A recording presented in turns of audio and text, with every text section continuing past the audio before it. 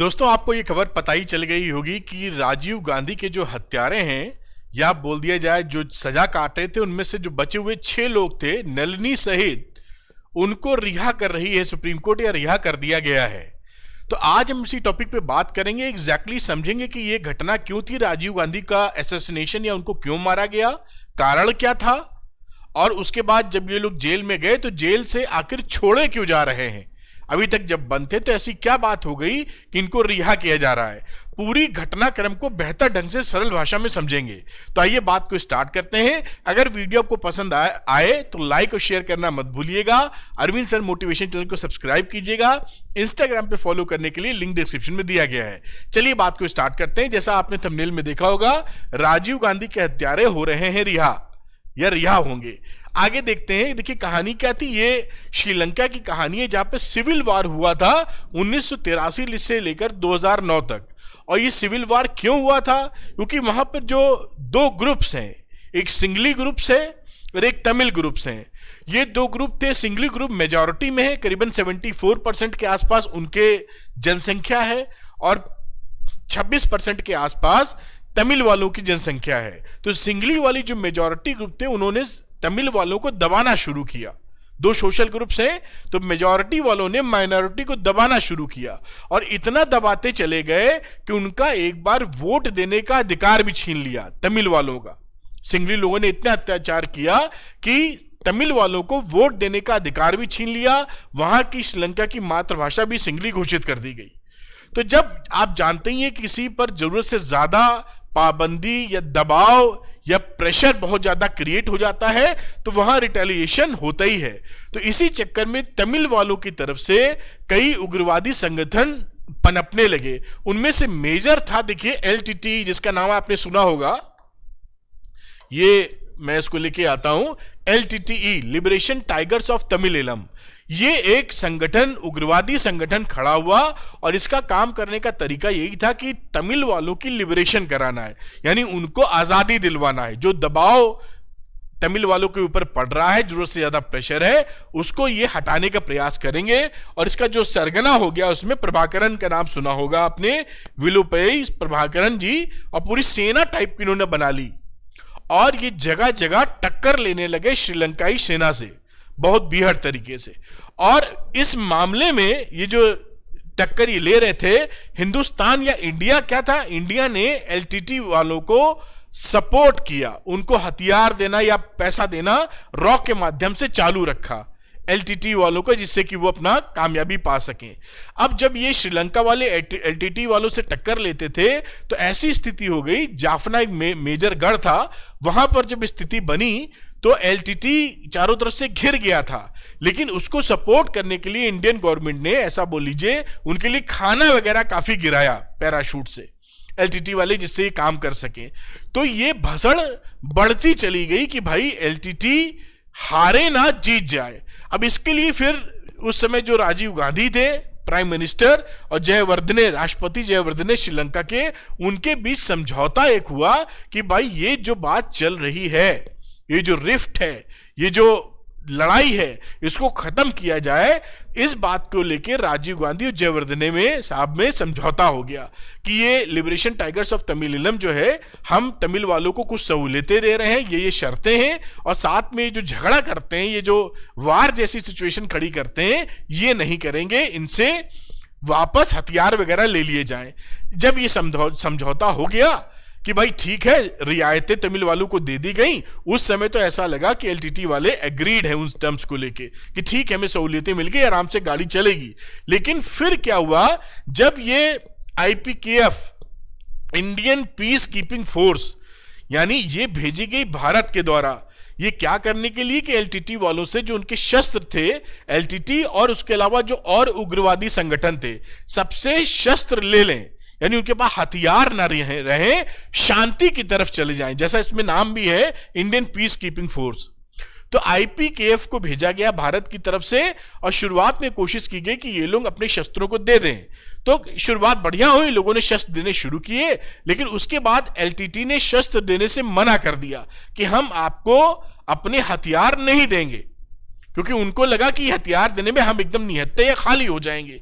जब मना किया तो जो आईपीकेएफ था उन्होंने थोड़ा सा प्रेशर या जबरदस्ती लेने की कोशिश की, क्योंकि संधि तो हो चुकी थी।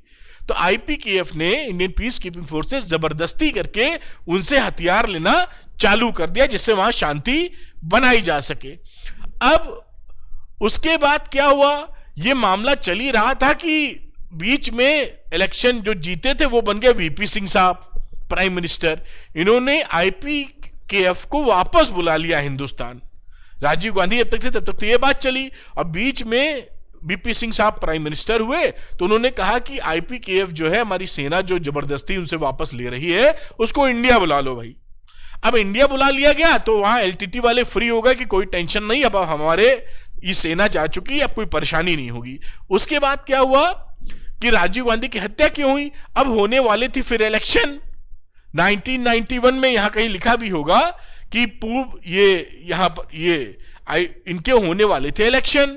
अब हिंदुस्तान में जब इलेक्शन होने वाले थे तो जो एलटीटी वाले थे उन्होंने सोचा कि कहीं राजीव गांधी फिर से प्राइम मिनिस्टर बन गए तो आईपीकेएफ को, इस सेना को वापस भेज देंगे श्रीलंका, और हम लोगों से हथियार वापस लेने की कोशिश करेंगे। इसको लेकर उन्होंने सोचा क्यों ना हम राजीव गांधी का असैसिनेशन या उनको खत्म कर दें या मार डालें। ये लॉजिक अपने पास प्रभाकरन ने, जो मेन थे एलटीटी के सरगना, उन्होंने ये बनाया कि हमें अब अगला कदम ये उठाना है कि राजीव गांधी की हत्या करवा देनी, जिससे कि आईपीकेएफ हमारे यहां ना भेजी जाए, जिससे वो डरे हुए थे कि इलेक्शन हुआ जीते तो भेज देंगे। वही के चलते इन लोगों ने पूरी घटना को अंजाम दिया, और जैसा आपको मालूम है कि एक बहुत ही भयानक घटनाक्रम में राजीव गांधी जी को अपना जीवन देना पड़ा या उस पर अटैक किया जो वो नहीं रहे। इस तरह से इनकी हत्या करवाई गई या असैसिनेशन करवाया गया राजीव गांधी का, ये लॉजिक था। अब आपको बताते हैं कि आज की कहानी क्या। उनमें से पूरा मुकदमा चला लंबा चौड़ा, क्योंकि छोटा मामला नहीं था, प्रधानमंत्री का मामला था, तो काफी लोग कन्विक्ट हुए। 26 लोगों को देखिए यहां पर उनको सजा दी गई, और उम्र कैद की सजा काट रहे थे जो 26 लोग थे, और उनमें से 6 दोषियों को, ये जो बाद में जो चेंज हुआ टाडा कोर्ट का हिसाब किताब रूल्स जो बदले, उसको देखते हुए जो 26 लोग उम्र कैद की सजा काट रहे थे उनमें सबको रिहा करके अंत के 6 लोगों को रोक लिया गया कि भाई ये 6 लोग अब सजा काटेंगे और बाकी लोग को हम रिहा कर देते हैं। तो इसमें एक नलिनी भी शामिल थी, जो फोटोग्राफ देखिए आपको, ये 7 लोगों की दिख रही, 6+1, इनको भी रिहा करने की बात मानी गई। ये नाम भी देखिए लिखे हैं, आरपी रविचंद्रन संतन वगैरह वगैरह, आप पढ़ सकते हैं। उसके बाद देखिए मामला हुआ कि अब इन 6 लोगों को भी हम रिहा कर देंगे। रिहा क्यों कर देंगे? क्योंकि सुप्रीम कोर्ट का कहना यह था कि हत्या का केंद्र बिंदु ये नहीं थे।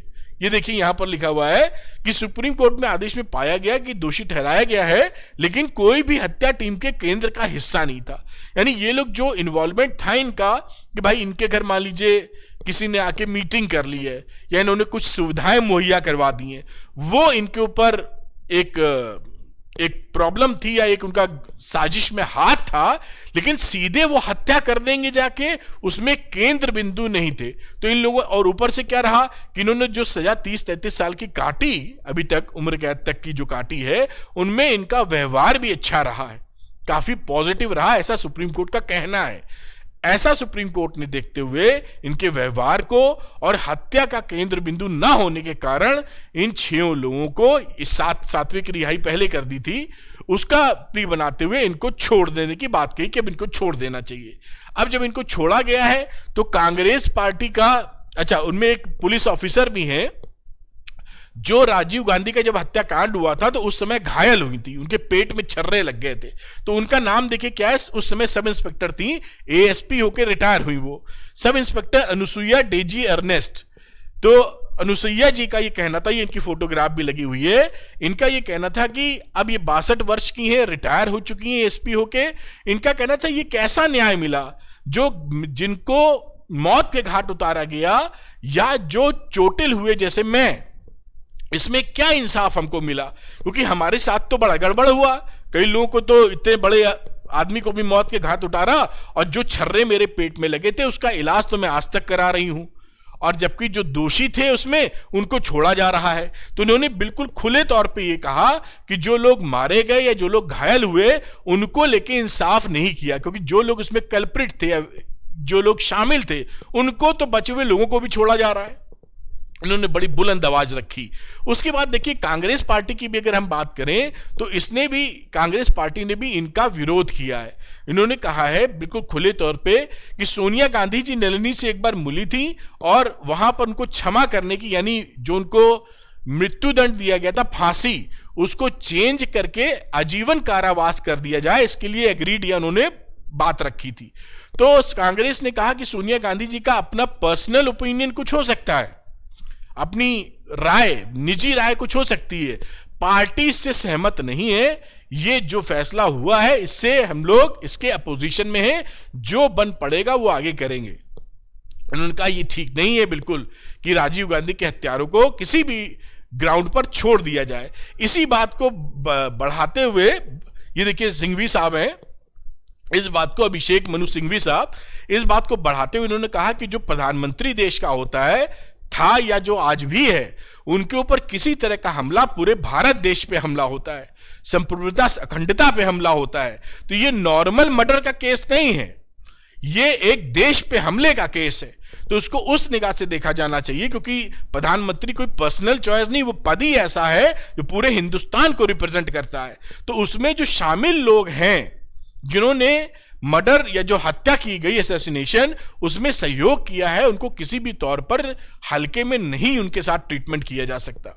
इस बात को उन्होंने आगे बढ़ाया है कि ये जो हुआ है इसका विरोध ही किया है।